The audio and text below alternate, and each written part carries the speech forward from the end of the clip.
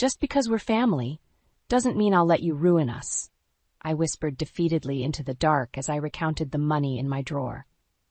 The dim glow of the bedside lamp cast eerie shadows across the room, but it was enough light to confirm my fears. There was a significant sum missing from my personal savings. My hands trembled as I sorted through the bills, the stark realization sinking in that this wasn't the first time. Over the past few months, I had noticed a gradual depletion, but I had brushed it off, convincing myself I must have miscounted or spent more than I thought. Now the evidence was undeniable. A creak in the hallway made me jump, and I hastily stuffed the money back into the drawer, my heart pounding in my ears. Evan shuffled into the room, his eyes heavy with fatigue and worry etched deep into the lines of his face. "You're still up?" he mumbled, sinking onto the edge of the bed. I swallowed hard, forcing a tight smile. Just couldn't sleep. The lie tasted bitter on my tongue, but I couldn't bring myself to confront him. Not yet. Evan nodded absently, his mind clearly elsewhere. This was becoming increasingly common. The distant gaze, the preoccupied demeanor, the late nights out with flimsy excuses. Something was deeply wrong, and the missing money only added to my growing sense of dread. As he drifted off to sleep beside me, I lay awake, my mind racing with questions and doubts. Was Evan the one taking my money? If so, why? And how could I protect our family from whatever troubles he might be facing? The weight of the secrets hanging between us felt suffocating, and I knew I couldn't let this fester any longer. Tomorrow I decided I would find a way to uncover the truth, no matter how painful it might be. Just because we're family doesn't mean I'll let him ruin us. The next morning, my hands shook as I placed the hidden camera in the living room, angling it discreetly towards the hallway leading to our bedroom. A pit of dread formed in my stomach, but I knew I had to catch Evan in the act. I couldn't let this torment of uncertainty continue. Later that day, as Evan left for his meeting, I hurried to check the footage. My heart sank as I watched him sneak into our bedroom and rummage through my drawer, stuffing handfuls of cash into his pockets. The betrayal felt like a physical blow, and I sank to the floor, tears streaming down my face. When Evan returned a few hours later, I was waiting for him in the living room, the damning video queued up on the laptop. "We need to talk," I said, my voice trembling with barely contained emotion. Evan paled as he took in the scene before him, his eyes darting between me and the computer screen. "Mara, I can explain." "Save it," I snapped, hitting play on the video. We watched in silence as the footage played out, the sickening reality of his theft unfolding before our eyes. When it ended, Evan slumped into the armchair, burying his face in his hands. "I'm so sorry," he mumbled, his words muffled by his palms. "I have a gambling problem. I owe people money, a lot of money." The confession hung heavy in the air, and a wave of nausea washed over me.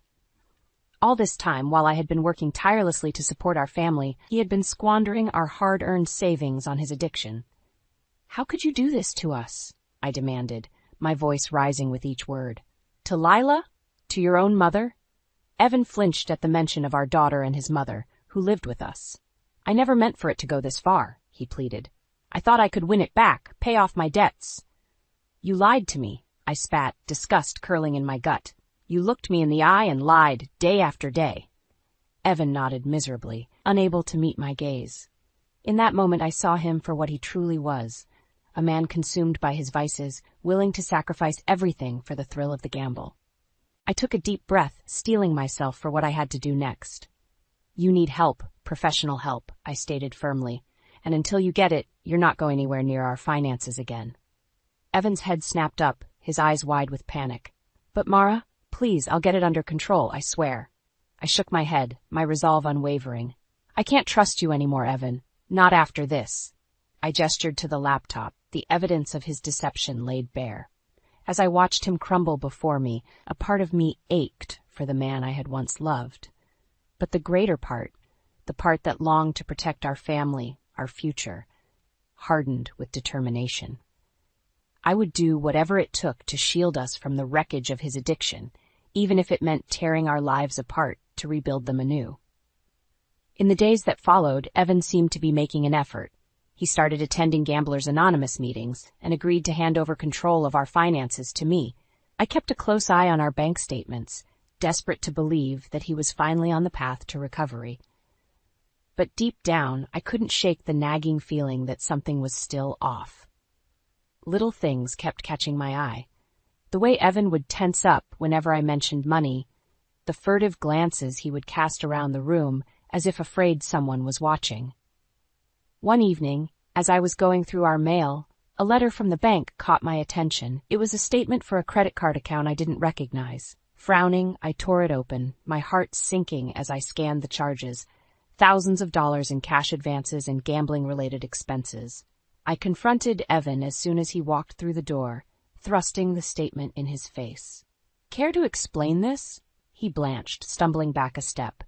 "Mara, I can explain." "Save it," I spat, fury bubbling up inside me. "You promised you were getting help. You said you were done with this addiction." Evan ran a shaky hand through his hair, his eyes darting around the room. "I am getting help, I swear. It's just harder than I thought." "Harder?" I echoed incredulously. "You've been lying to me this whole time, stealing from us again." Evan opened his mouth to protest, but I cut him off, too angry to listen to his excuses. "How can I ever trust you again? You've betrayed us, betrayed our family."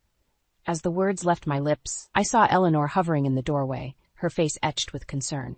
"What's going on?" she asked cautiously. I turned to her, the statement crumpled in my fist. "Your son has been gambling again, racking up debt behind our backs." Eleanor's gaze shifted to Evan, a flicker of something like recognition passing over her features. "I knew it," she murmured, shaking her head sadly. "I saw the signs back when he was a kid, the lies, the sneaking around. It all makes sense now." Evan flinched as if she had struck him, his face flushing with shame. "You mean you suspected something like this before?"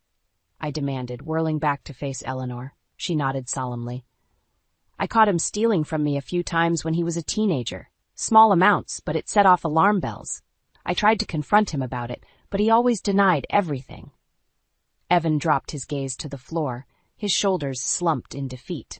As the weight of Eleanor's revelation settled over us, I felt a surge of determination rise within me. If this was a pattern, a cycle that had been going on for years, then I knew what I had to do. "Enough is enough," I declared, my voice steely with resolve. "We're not going to enable this anymore, Evan. You need to get serious help, or—" I trailed off, letting the unspoken threat hang in the air. Evan lifted his head, his eyes haunted with the realization that this time there might be consequences he couldn't gamble his way out of. After the confrontation with Evan and the revelations from Eleanor, I felt like I was living in a waking nightmare. The man I had vowed to love and cherish had been lying to me, stealing from our family to feed his insatiable addiction. In the days that followed, I kept a close eye on our finances, determined to uncover the full extent of Evan's deception. As I pored over bank statements and credit card bills, a sickening pattern began to emerge. Cash advances, wire transfers, even loans taken out against our home without my knowledge. My hands trembled as I printed out the damning evidence, the numbers swimming before my eyes. How could he have done this to us? How could he have risked everything we had worked so hard for? When Evan returned home that evening, I was waiting for him in the living room, the stack of papers laid out on the coffee table, like a twisted monument to his betrayal. "Care to explain this?" I asked, my voice deathly calm. Evan froze in the doorway, his eyes widening as he took in the scene before him. "Mara, He trailed off, his gaze dropping to the floor. "You what, Evan?" I prodded, anger simmering beneath the surface. "You thought you could keep lying to me? Keep stealing from our family?" He flinched but remained silent, his shoulders slumped in defeat. "Do you have any idea what you've done?" I demanded, gesturing to the documents. "You've taken out loans against our home, put us in debt up to our eyeballs. All for what? Another roll of the dice." Evan lifted his head, his eyes pleading. "I wanted to protect us from bankruptcy," he mumbled, his words ringing hollow. I let out a mirthless laugh, shaking my head in disbelief. "Protect us? By gambling away our future, our security? How can you possibly justify this?" Evan opened his mouth, but no sound came out. He knew there was no justification, no excuse that could undo the damage he had caused. "You've betrayed us, Evan," I said, my voice thick with emotion. "You've betrayed our family, our trust. How can I ever believe a word you say again?" He hung his head, shame etched into every line of his face. In that moment, I saw him for what he truly was. A man consumed by his vices, willing to sacrifice everything for the thrill of the gamble. As I stared at the crumpled figure before me, I knew that things could never be the same between us. The man I had loved was lost, perhaps forever, to the grip of his addiction. But even as my heart shattered, a steely resolve took root within me. I would not let his selfish actions destroy our family. I would fight with every fiber of my being to protect what was left, our daughter, our home, our future. And if Evan couldn't find the strength to conquer his demons, then I would have no choice but to cut him loose, once and for all. In the weeks that followed my discovery of Evan's deception, a palpable tension settled over our household. Evan had promised to seek professional help and attend regular Gamblers Anonymous meetings, but I found it increasingly difficult to trust his words. One evening, as I was preparing dinner, Eleanor approached me in the kitchen, her expression grave. "Mara, we need to talk," she said, her voice low. A knot of dread formed in the pit of my stomach as I set down the knife I had been using to chop vegetables. "What is it?" Eleanor glanced over her shoulder, as if afraid of being overheard. "It's about Evan," she continued. "I saw him yesterday at the casino downtown." The air seemed to leave my lungs in a rush, and I gripped the edge of the counter for support. "You're sure?" I managed to choke out. Eleanor nodded solemnly. "I was running errands in that area and spotted him through the window. He was sitting at a poker table, playing like he didn't have a care in the world." White-hot fury surged through me, mingling with a sickening sense of betrayal. After everything he had put us through, after all his promises to get help, he was still gambling, still lying to our faces. "That lying son of a—" I began, but Eleanor held up a hand, cutting me off. "I know, believe me, I know," she said, her voice trembling with a mixture of anger and disappointment. "But we can't let him continue down this path. Not anymore." I took a deep, shuddering breath, willing myself to remain calm. "What do you suggest?" Eleanor's expression hardened, a steely determination settling over her features. "We need to take action," she stated, "for Lila's sake, if nothing else." My heart clenched at the mention of our daughter, who remained blissfully unaware of the turmoil her father's addiction had caused. I couldn't bear the thought of her finding out the truth, of her world being shattered by Evan's selfish choices. "You're right," I agreed, my voice steady despite the maelstrom of emotions raging within me. "We can't let him drag us down any further." Together, Eleanor and I began to formulate a plan, a way to confront Evan with the evidence of his deceit and force him to face the consequences of his actions. As we discussed our options, a sense of grim resolve settled over me. Evan had made his choices, time and time again, choosing his addiction over his family. Now, it was our turn to choose, to fight for our future, even if it meant cutting him loose once and for all. As I looked at Eleanor, her eyes burning with a protective fierceness, I knew we were united in our determination. We would do whatever it took to protect our family, to secure our financial stability, and to ensure that Lila's future wasn't gambled away by her father's vices. Evan had betrayed us for the last time. Now he would face the consequences of his actions, no matter how painful they might be. The day of reckoning arrived sooner than I had anticipated. Eleanor and I had gathered irrefutable evidence of Evan's continued gambling, photographs of him at the casino, bank statements showing unexplained cash withdrawals, even receipts from seedy establishments known for hosting underground poker games. As Evan strode through the front door that evening, whistling a cheerful tune, I felt a surge of white-hot anger coursing through my veins. How dare he act so carefree, so oblivious to the turmoil he had inflicted upon our family? "Evan, we need to talk," I stated, my voice trembling with barely contained fury. He froze, his brow furrowing as he registered the steely expressions on Eleanor's and my faces. "What's going on?" he asked, a note of trepidation creeping into his tone. Without a word, I strode over to the coffee table and snatched up the stack of evidence, thrusting it towards him. "Care to explain this?" Evan's eyes widened as he took in the damning photographs and documents, his face draining of color. "Mara, I can explain," he stammered, but the words rang hollow, even to my own ears. "Save it," I spat, my patience utterly depleted. "We know you've been lying to us, Evan. We know you've been gambling again, squandering our hard-earned money on your addiction." Evan flinched as if I had struck him, his gaze darting between Eleanor and me, panic etched into every line of his face. "How could you do this to us?" I demanded, tears of rage and betrayal stinging my eyes. "To Lila? After everything we've been through, after all your promises to get help?" Evan opened his mouth, but no words came out. For once it seemed his silver tongue had failed him. "You've put us in debt, Evan," Eleanor chimed in, her voice laced with disappointment. "You've risked our home, our financial security, all for the thrill of the gamble."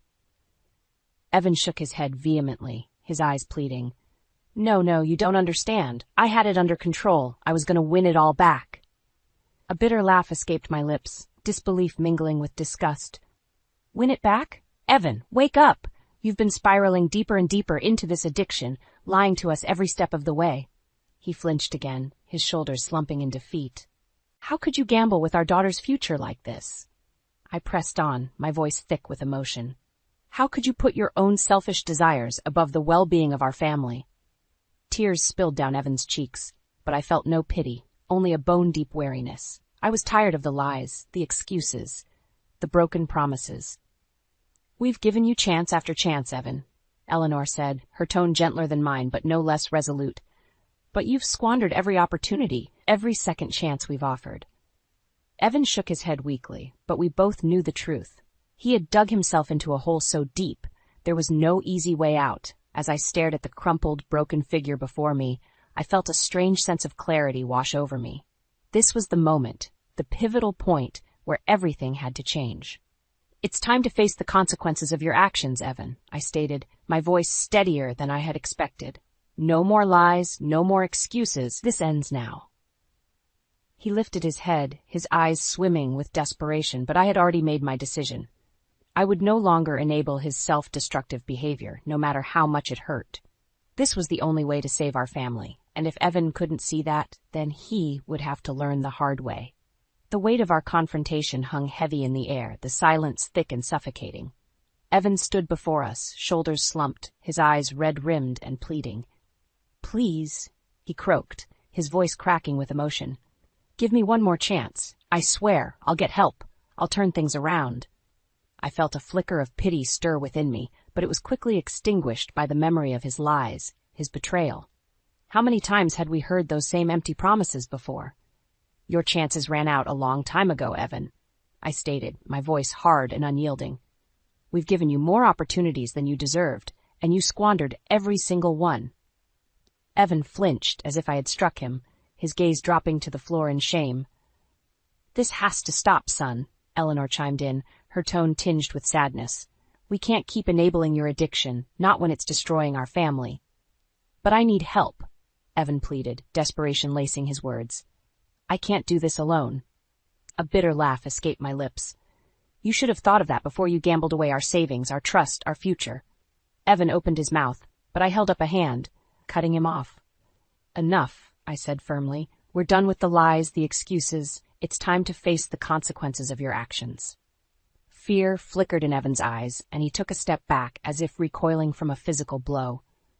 "What are you saying?" he asked, his voice little more than a whisper. I steeled myself, drawing in a deep breath. "You have two choices, Evan. Either you get professional help, real help, and relinquish all control over our finances, or—" I let the unspoken threat hang in the air, letting the weight of it sink in. Evan's eyes widened, darting between Eleanor and me. "Or what?"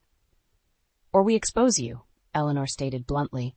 "We take everything we know, the evidence, the documents, the pictures, and we make sure everyone knows the truth about your addiction." A strangled sound escaped Evan's throat, a mixture of fear and disbelief.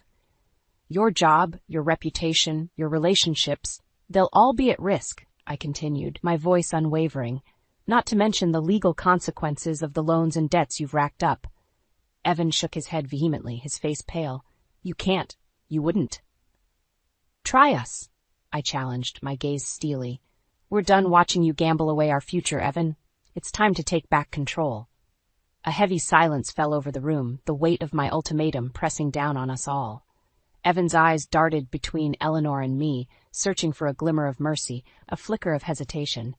But there was none to be found. We had both reached our breaking point. our love and loyalty stretched to the limit by his selfish actions. "This is your last chance, Evan," I said, my voice softer but no less resolute. "Choose wisely." Evan swallowed hard, his Adam's apple bobbing in his throat. For a long, agonizing moment, he remained silent, the gravity of his decision hanging in the balance. Finally, after what felt like an eternity, he gave a slow, defeated nod. "Okay," he whispered, his voice cracking. "I'll do it. I'll get help." As the words left his lips, I felt a surge of relief mixed with trepidation. This was the first step, the first glimmer of hope that we might be able to salvage what was left of our family. But deep down, I knew the road ahead would be long and treacherous, paved with temptation and the ever-present threat of relapse. Evan's addiction had taken root deep within him, and it would take every ounce of strength and determination we possessed to uproot it. Yet as I looked at Eleanor, her eyes shining with a mixture of sadness and resolve, I knew we were ready to face whatever challenges lay ahead, together as a family, no matter the cost. In the weeks that followed Evan's agreement to seek help, a fragile sense of hope began to take root within me. He enrolled in an intensive outpatient program and attended regular Gamblers Anonymous meetings, his demeanor subdued and contrite. Yet, no matter how hard I tried, I couldn't shake the lingering doubts that gnawed at the back of my mind. Evan's addiction had taken such a firm hold, consuming him so completely. Could he truly break free from its clutches? My suspicions were confirmed one fateful evening when I received a call from an unknown number. Frowning, I answered, only to be met with the gruff voice of a man I didn't recognize. "Is this Mara Lewis?" he asked, his tone laced with barely concealed hostility. "Yes, who is this?" I replied, my heart rate quickening with a sense of foreboding. "This is Tony Russo," the man stated, his words clipped and accusatory. "I own the poker room down on Maple Street." My blood ran cold as realization dawned. This was one of the seedy establishments where Evan had been known to frequent, feeding his addiction with high-stakes games. "I don't know what kind of game your husband is playing," Tony continued, his voice lowering to a threatening growl, "but he better pay up and fast." A wave of nausea washed over me as the implications of his words sank in. Evan had been gambling again, racking up debts with dangerous individuals. "How much does he owe you?" I managed to choke out, my throat constricting with a potent mixture of fear and anger. Tony rattled off a staggering figure, one that made my head spin with its sheer enormity.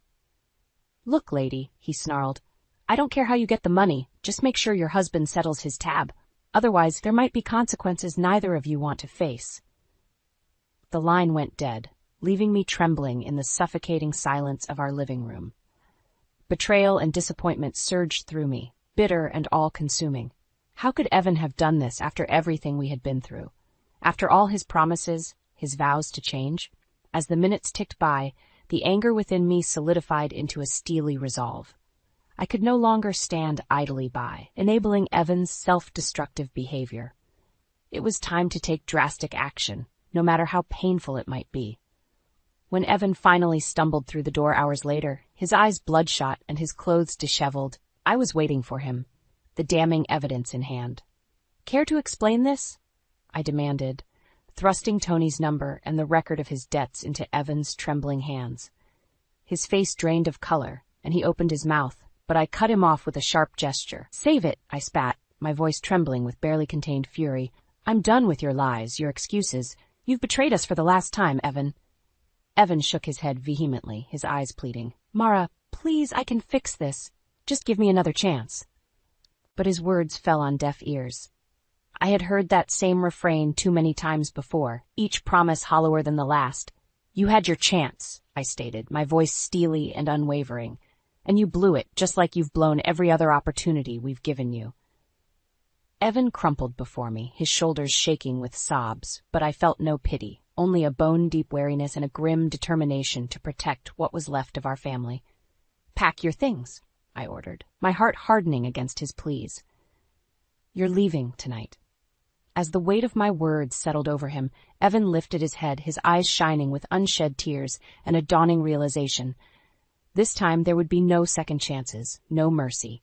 He had gambled away his last shot at redemption, and now he would have to face the consequences of his actions, alone.